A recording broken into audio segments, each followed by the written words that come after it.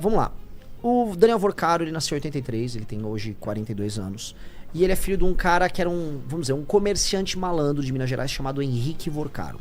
É o pai dele, Henrique Vorcaro. O Henrique Vorcaro nunca foi um cara muito religioso, tá? Ele era novamente um cara boêmio da noite, lá em Minas. Mas aqueles empresários roleiros, como já tive em vários lugares. Não tô nem fazendo o julgamento dele. É um cara de oportunidades. Henrique Vorcaro se torna próximo de Márcio Valadão. Vamos botar aqui o pastor, o presidente do grupo, do conglomerado religioso. O que ele tem a ver com o André Valadão?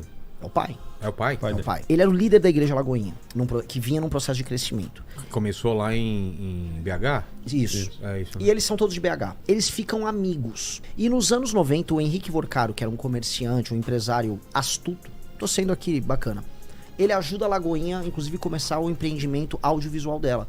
Ela tem uma TV, eles começam a produzir conteúdo audiovisual. Daniel Vorcaro ganha um programa gospel pra ele. Onde? Nessa TV da Lagoinha. Ajuda a fazer com a Lagoinha. Isso. É ele, o Vorcaro? Esse é o Esse é o Vorcaro. Vorcaro. Ele ganha um programa gospel ali e fica colado nos caras. Nisso, o André Valadão, que é filho do Márcio Valadão, irmão da Ana Paula Valadão, que inclusive foi muito famosa na igreja, foi uma cantora gospel, e ela sai do Brasil, e hoje ela é super crítica ao André Valadão, ao que aconteceu com a igreja. Ela rompeu ali, dá pra falar, ela rompeu com a igreja. O André Valadão, que era um rapaz muito ambicioso, né, muito ambicioso, ele sonhava em ter uma BMW, já nessa época. Virada ali, né, dos anos 90, dos anos 2000, ele queria ter uma BMW. Consegue comprar uma BMW com a ajuda ali do Henrique Vorcaro, mas a igreja estava crescendo, ele ainda não era o pastor, tinha ainda a sombra do pai, não consegue pagar as prestações, fica desesperado. Quem socorre ele? Henrique Vorcaro, pai do Daniel Vorcaro, e ele fica com a BMW. Na época, o André Valadão falou que foi um quê? Um presente de Deus. Milagre. Deus intercedeu ali através de Henrique Vorcaro para que o André Valadão, hoje líder maior da Igreja Lagoinha, tivesse sua BMW tranquilo. Os Valadão e os Vorcaro se tornam muito próximos. E aí a igreja passa, já no começo dos anos 2000, por um processo de crescimento, ao passo que a família Vorcaro também vai passando por um processo de crescimento. Investiram em hotéis ali. Então, ou seja, eles investem em hotéis, investem em empresas, a Lagoinha cresce, mantém-se o vínculo entre os Vorcaro e os Valadão, até que aí... Não, nesse meio tempo, o Daniel Vorcaro, ele tenta ter uma vida própria fora da aba do pai e tenta fazer alguns investimentos, né? Ele tem uma questão de escola, etc., hotéis, e nenhuma dessas iniciativas vai pra frente, né? E alegam que ele teria uma incapacidade ali administrativa para gerir isso. Sim. Ele tentou tocar umas empresas, nunca andou na prática. E o que acontece é que, por conta dos investimentos da Copa, ali eles fazem os investimentos...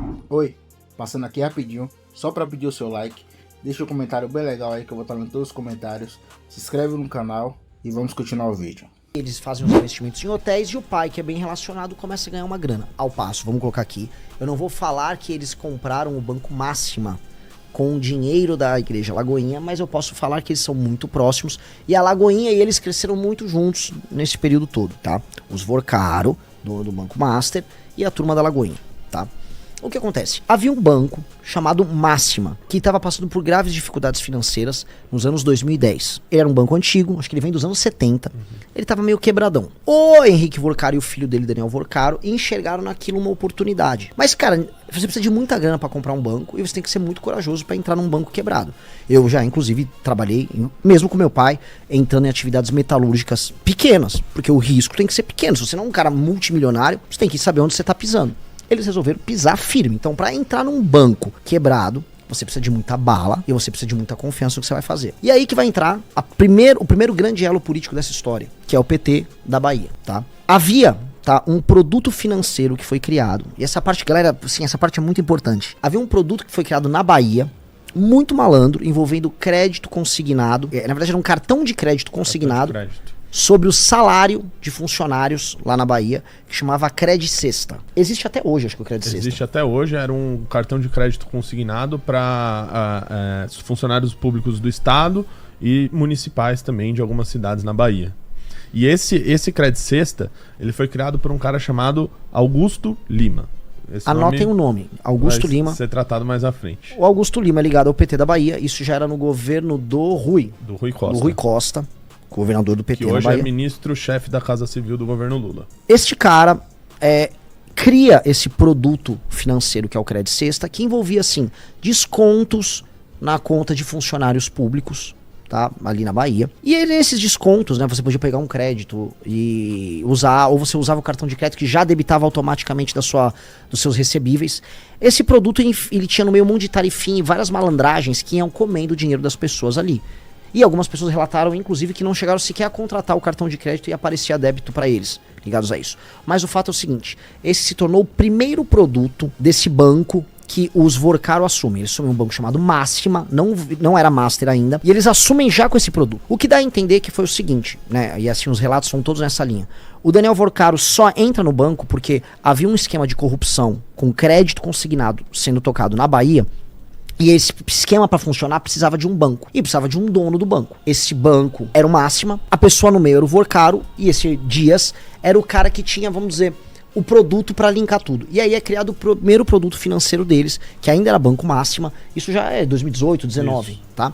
Que está rolando ali, período do governo Temer, e o banco começa a ser salvo através desse produto que já era um produto fraudulento e corrupto. Isso é a base de tudo, essa é a primeira fase do esquema. Que esse Credit Quem que é Sexta... esse? Augusto Lima. E esse Credit Sexta, né, ele já começou a se valer de algumas mudanças regulatórias que foram feitas em 2018, 19 e 20, que foram algumas mudanças regulatórias que foram feitas na questão bancária brasileira.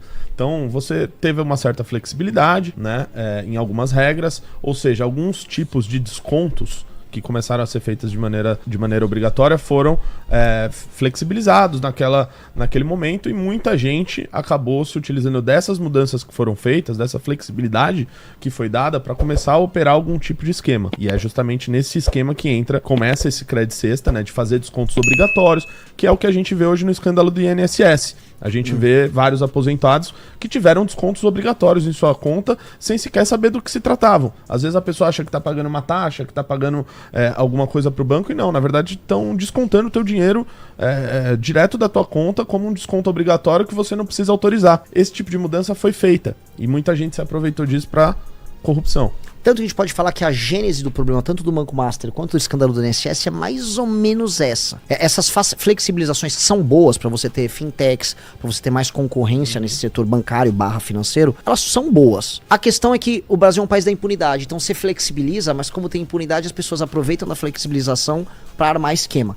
Mas a origem do método dos dois grandes esquemas tá mais ou menos ali.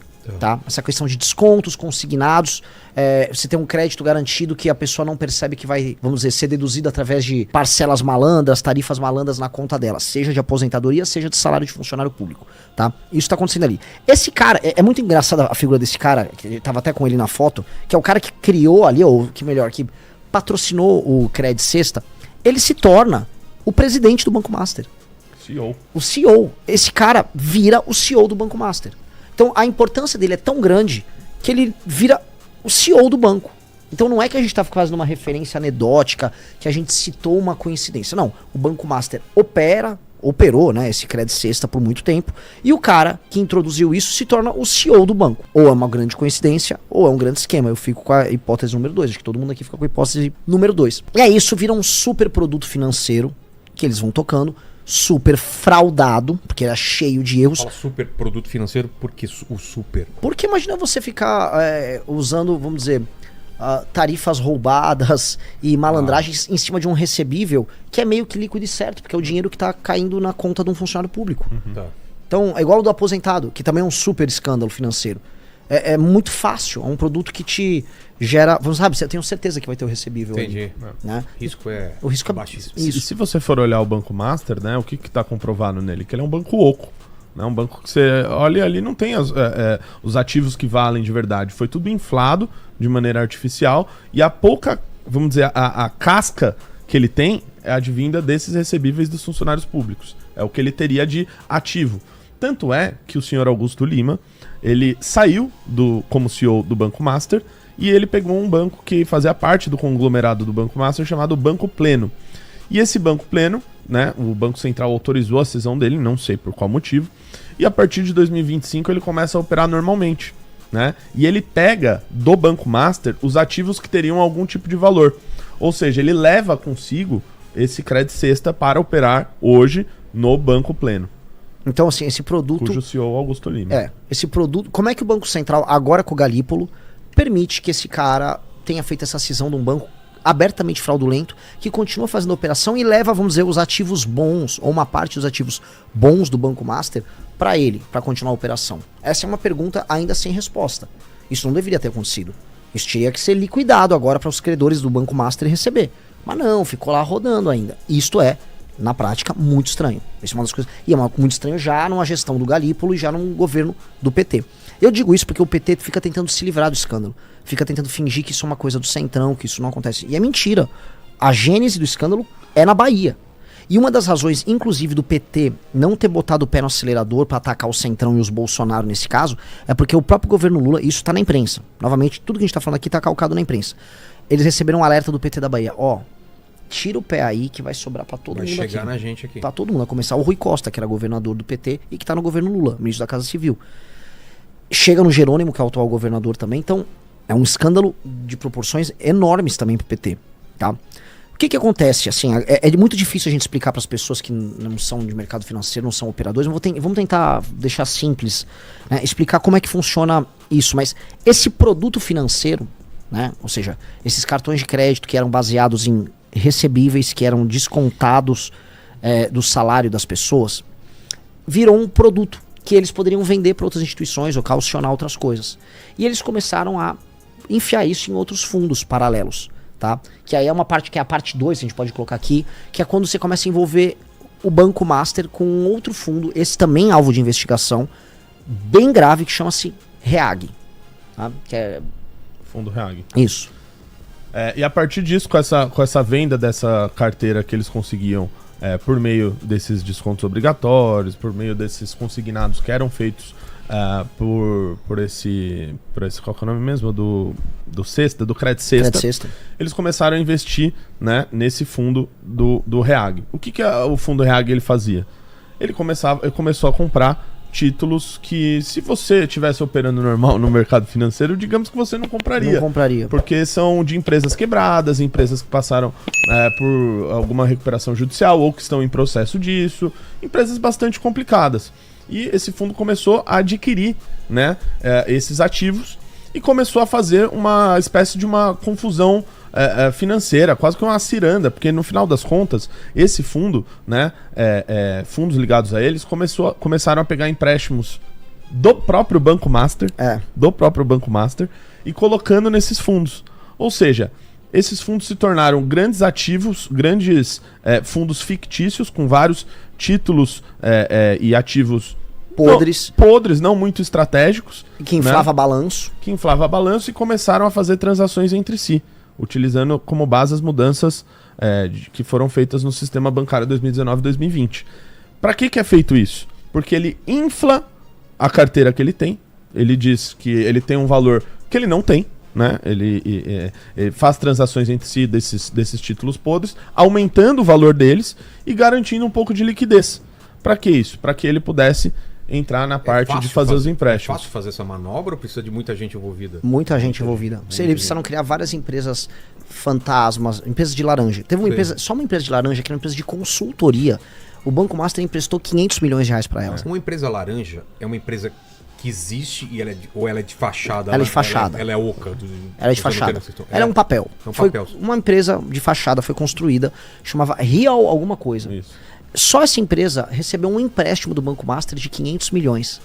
Então imagina assim, você cria uma empresa de fachada, que era uma empresa de consultoria. Você vai montar uma consultoria, você precisa assim, de um escritório e umas pessoas. O que tinha? Não tinha nada, a empresa não era nada. Ela recebeu 500 milhões e ela automaticamente sai investindo nos fundos do REAG. Na hora. E os fundos do REAG, além de comprar uns títulos podres para inflar o balanço, ele comprava produtos financeiros do Banco Master. Ou seja, o dinheiro todo girava e voltava no próprio Banco Master. E aí inflava a caixa do Banco Master, ele emitia mais CDB e ficava girando uma roda, que é uma pirâmide no fundo. Isso também é feito para ocultação de patrimônio. Porque aí começa a ter determinados investimentos nesses fundos e eles se confundem ali no meio das transações que eles ficam fazendo. E o Banco Master obtém a liquidez, o Vorkar obtém a liquidez por meio disso, e aí começa a esconder patrimônio, a fazer lavagem de dinheiro. Tanto que muitos fundos ligados ao REAG estiveram na Operação Carbono Oculto, e também muitos deles estariam envolvidos, né, com o crime organizado.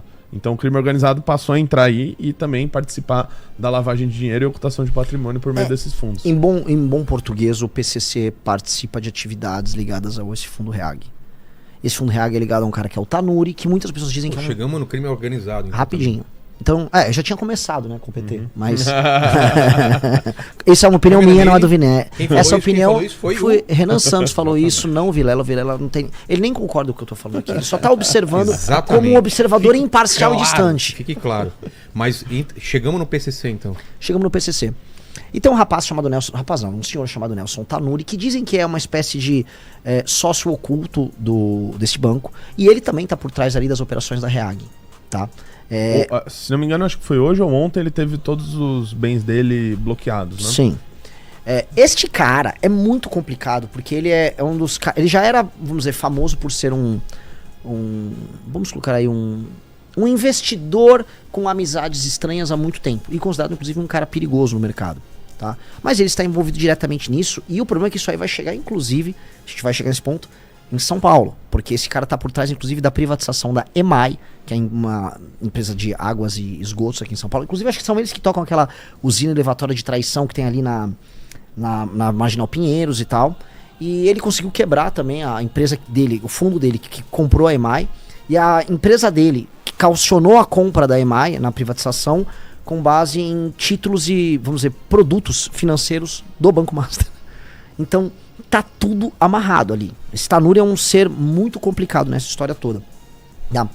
E o REAG tem ligação direta com ele, assim como tem ligação direta com o crime organizado, e foi um dos instrumentos para você girar dinheiro, inflar patrimônio e manter vamos dizer, um clima de que a roda estava girando. E aí é nesse período, né, que vamos dizer a fase 2, quando eles entram nos fundos, que o Vorcaro começa a viver aquela vida meio de multibilionário, que você tem uma hipercapitalização. Eles crescem pra caramba. E aí ele começa a participar do Jet Set Internacional, participa de festas em Mônaco. Ele fica amigo daquela Irina Shayk, que é aquela ex-namorada do Cristiano Ronaldo. É nessa época que ele ganha, vamos dizer, o costume de sair com gostosas do universo fitness brasileiro, tá? Famosas. Fabiano Zeta, eu tenho... vamos chegar nisso aqui, assim. Tá. Na prática, assim... ele começa a viver a vida. Pra quem assistiu o filme Lobo de Wall Street, é muito parecida a história. E até essa parte aqui da relação tá um pouco parecida com o cara do Lobo de Wall Street. Esse cara, porém, o escândalo dele é muito maior que a do Lobo de Wall Street. E ali ele se torna, vamos dizer, ele começa a chamar a atenção de todo mundo no mercado. Porque o banco dele começa a ascender muito. Aí do Itaú, o BTG Pactual, todo mundo fala, cara, esse cara ascendeu muito rápido, esse cara tá em todas as cestas, esse cara tá em todo o rolê, avião pra cá, avião pra lá. Ele se torna, vamos dizer, um empresário de destaque.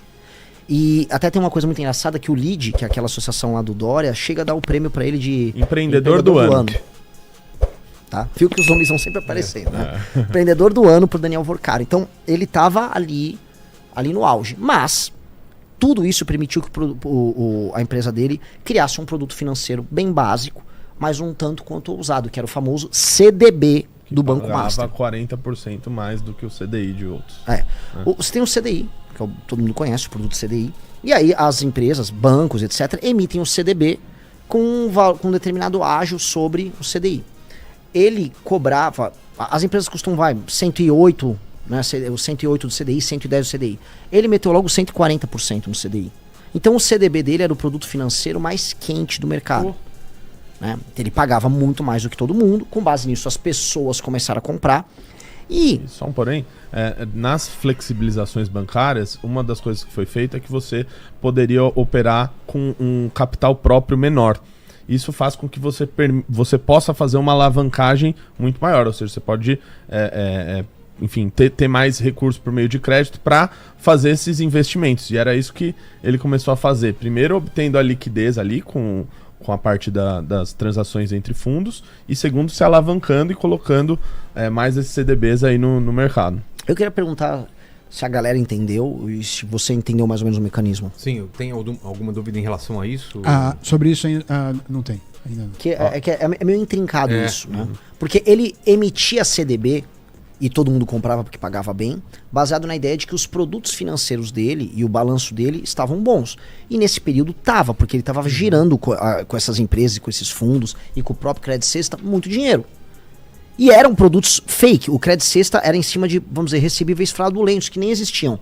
Mas como ele enfiava isso nos outros, inclusive em fundos picaretas, como era o caso do Reag, todo mundo tinha a impressão que não, isso aqui tá girando. E mais, a partir do momento que um próprio Reag comprava o CDB do Banco Master, ele recapitalizava o Banco Master nesse jogo. Então o dinheiro ficava mudando só de mão, e todo mundo falou, pô, mas é muito dinheiro circulando nessas mãos, então parece que tá quente aqui. E aí...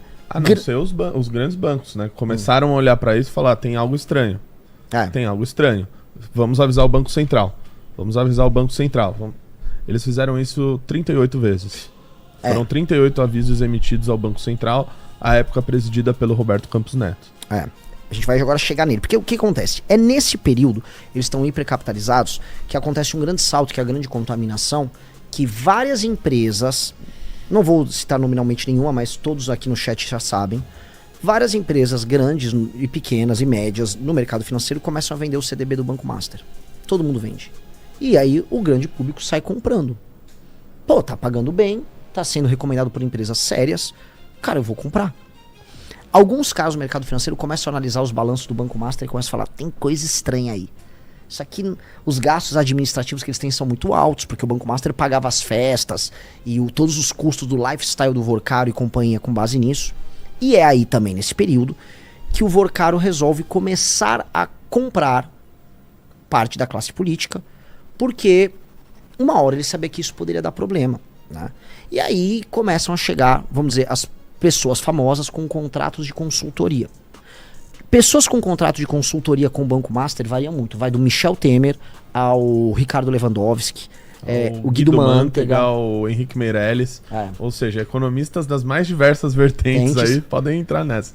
Até o outro lá, que esqueci o nome dele. Então, como dos comunistas, o Paulo Gala, ele vira o economista-chefe, por exemplo, ali. Ou seja, começa a pintar contrato de consultoria com todo mundo, e todo mundo tendo acesso aos maiores grupos políticos do Brasil. Fala com o Lewandowski, que você tá uma hora no STF, uma hora você tá no PT, fala com o Guido Mantega, você tava direto com o Lula. Se não me engano, foi o Guido Mantega que apresentou o Lula pro Vorcaro.